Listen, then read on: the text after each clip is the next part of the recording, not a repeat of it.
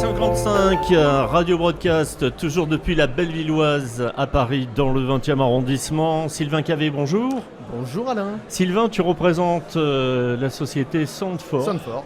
Alors explique-nous. On peut parler de toi, on peut parler de ton parcours, mais on va prendre des heures et des heures encore. Il y a tellement de choses à dire. En fait, ça va se résumer à un mot assez simple, du son. Ça fait 30 ans que je fais du son pour les médias, radio, télé. Et puis, en fait, Vincent Defretin, qui est le patron de Soundfor, avec qui j'étais en relation depuis pas mal d'années, m'a dit un jour, écoute, il faudrait quand même qu'on arrive à travailler ensemble de façon vraiment rapprochée. Donc c'est ce qu'on a fait.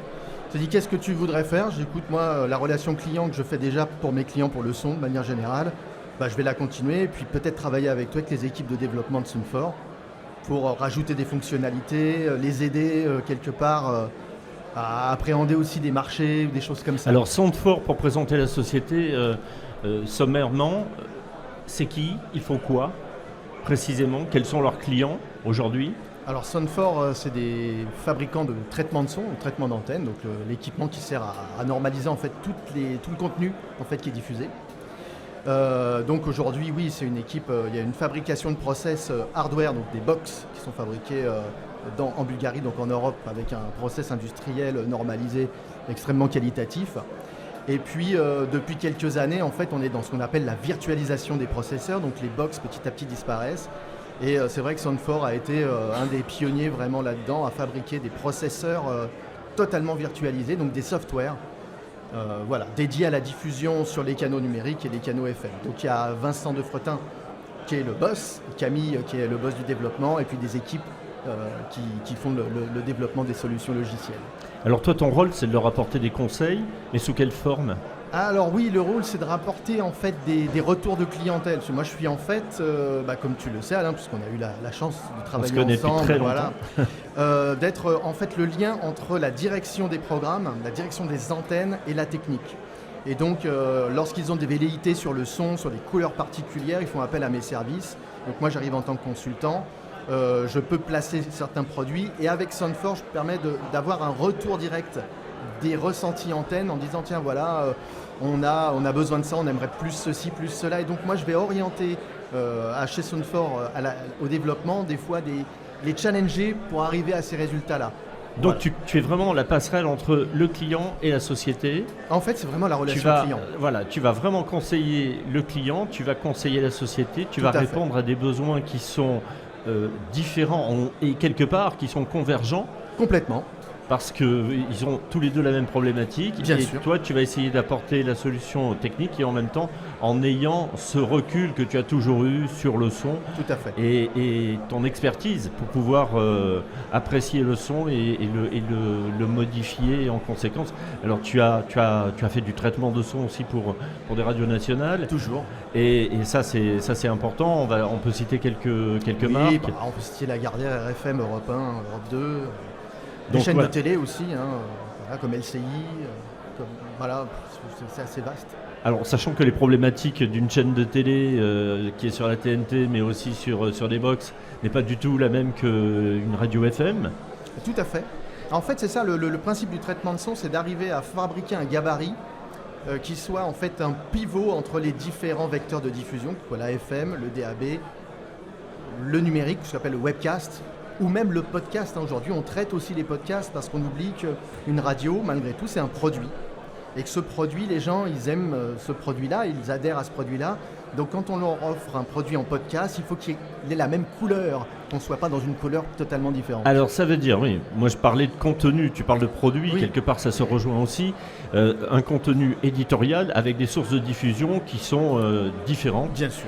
Et la particularité là aussi, c'est d'adapter le son parce que la source de diffusion, quand elle est différente d'une autre source, le traitement de son ne sera pas le même. Ah bah oui, c'est ça. Le principe, c'est justement d'arriver à gabariser et linéariser tout ça. Et de fabriquer à créer une homogénéité entre les formats. Alors, moi, je vais citer l'exemple qui me paraît un peu flagrant des plateformes musicales. C'est vrai que quand on parle de Spotify, d'Apple Music, d'Amazon Music, etc., on se rend compte que le traitement de son, parfois, il est un petit peu négligé. Ouais, c'est clair.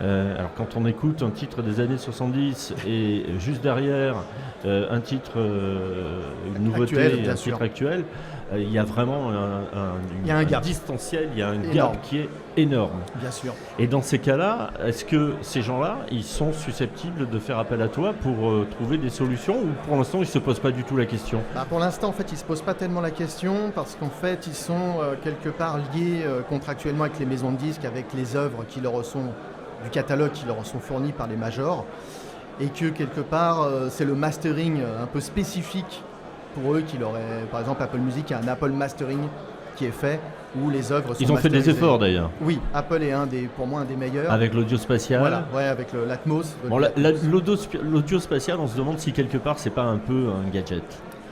C'est Bah. la question que je me suis posée. Ou alors il faut vraiment avoir les casques, le casque Ouais, en fait, idéal, Alain, t'as pas- il faut avoir les AirPods parfaits. Écoute, moi j'ai toujours été sensible à ça parce que avec Broadcast Associé à l'époque où j'étais dans cette entreprise, en 2000, je pense 2006, on avait fait déjà du 5.1, donc de la diffusion multicanal spatialisée dans le DAB, ce qui était un truc complètement dingue. On l'avait fait, ça marchait très bien. Avec Fabrice. Voilà, exactement. Et alors ça n'a pas pris parce que de toute manière c'est pareil, il fallait être équipé, il fallait avoir les 5 haut-parleurs dans son salon, il fallait être au centre, bien dans son canapé, bien au centre de tout ça pour avoir la meilleure résolution.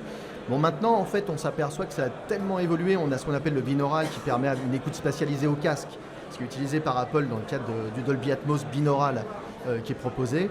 Donc on a des barres de son maintenant pour 500 €, bon c'est quand même 500 €, mais on a une barre de son qu'on peut mettre sous sa télévision qui va faire du Dolby Atmos. Je pense qu'on est au début de quelque chose. Et une fois que les gens se seront immergés dans cet écosystème, revenir en arrière, ça sera difficile, mais ça prend du temps. Alors, dans le même temps, il y a beaucoup de paradoxes. Il y a des paradoxes. On se rend compte qu'on a des barres de son de plus en plus perfectionnées pour regarder des plateformes vidéo, Bien pour sûr. regarder la télé.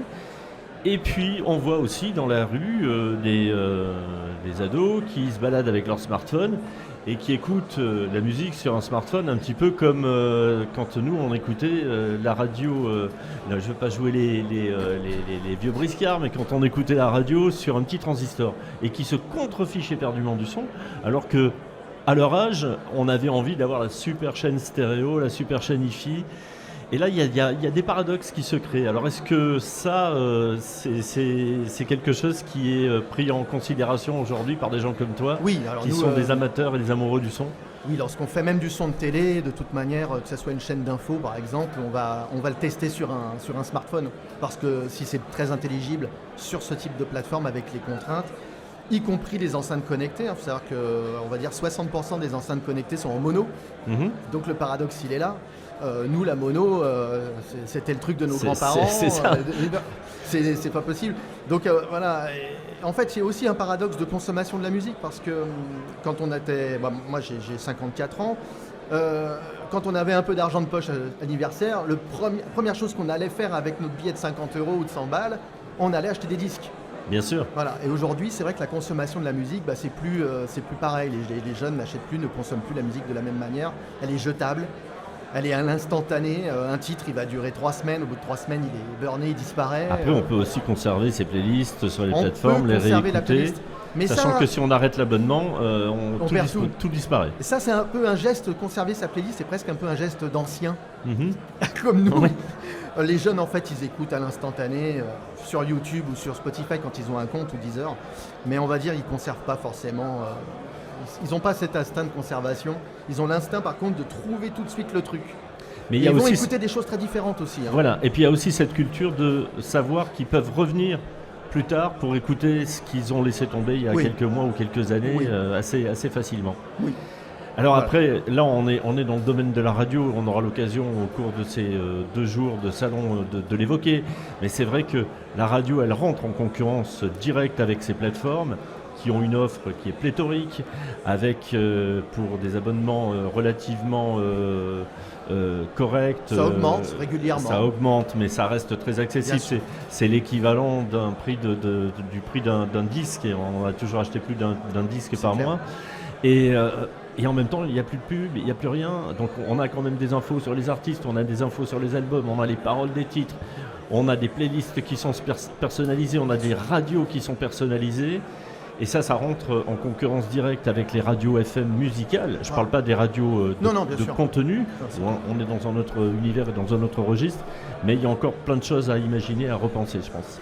Ça c'est clair, puis bon c'est vrai que aujourd'hui la concurrence elle est rude, on va dire, hein. C'est important parce qu'en plus les radios on a quand même aussi le problème des quotas, on est encore obligé d'avoir des astreintes, des contraintes, des normes qui sont pour moi assez contre-productives aujourd'hui, enfin en tout cas sont très contraignantes. C'est très contraignant.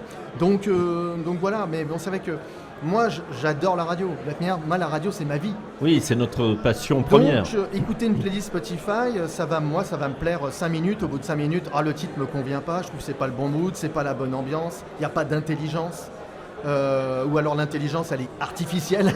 Et oui, mais là aussi ça va être un gros sujet. Parce qu'on a commencé en radio à parler de voice track, maintenant on est sur l'IA. Bien sûr. Et là aussi on sent qu'il y a une transformation qui est inévitable. Qu'est-ce qu'on en fait? Comment ça se transforme? Ça aboutit sur quoi? Et on va déshumaniser un petit peu quelque part. On déshumanise en partie et en même temps on va chercher des radios avec du contenu. Bien sûr. Avec du contenu qui est vraiment additionnel à valeur ajoutée. Bien sûr. Et ça c'est encore quelque chose de nouveau puisque on en arrive à écouter des podcasts alors qu'avant ça n'existait pas, avec du contenu éditorial. Du contenu natif qui est fait pour le podcast. Et voilà, exactement, avec du podcast natif et on rentre encore dans une autre logique. Moi je trouve ça formidable. Alors c'est formidable parce que on est au cœur de cette transition-là, oui. Mais elle est inévitable et il ne va pas falloir se tromper parce qu'il va falloir passer toutes ces étapes-là pour réinventer ce média source qui est la radio. Mais aujourd'hui, tu le soulevais tout à l'heure, c'est important, je pense, on parle de contenu, on parle de produit si on veut, mais on parle de contenu. Et j'ai en mémoire ce que disait Alain Veil, qui a dirigé le groupe Énergie, qui a dirigé le groupe BFM RMC. Alain disait, on a du contenu et à partir de ce contenu, on va aller chercher la meilleure source de diffusion pour que le contenu soit optimisé. Et si la meilleure source de diffusion c'est la FM, si c'est la télé, si c'est Internet, peu importe. Tout à fait. Bon. Sylvain, on a eu un petit jingle là. Je sais, ça veut dire qu'il faut qu'on se quitte. Ouais. On pourrait en parler des heures, mais c'est vrai que c'est génial. Pourrait en parler des heures. Merci. On fait un beau métier. Merci d'être venu sur ce plateau. Avec plaisir. Passe un bon salon et puis à très bientôt. À très bientôt. Merci Sylvain. Au revoir. On se retrouve dans un instant sur Radio Broadcast, toujours en direct de la Bellevilloise à Paris, dans le 20e arrondissement. Je vous laisse respirer un petit peu.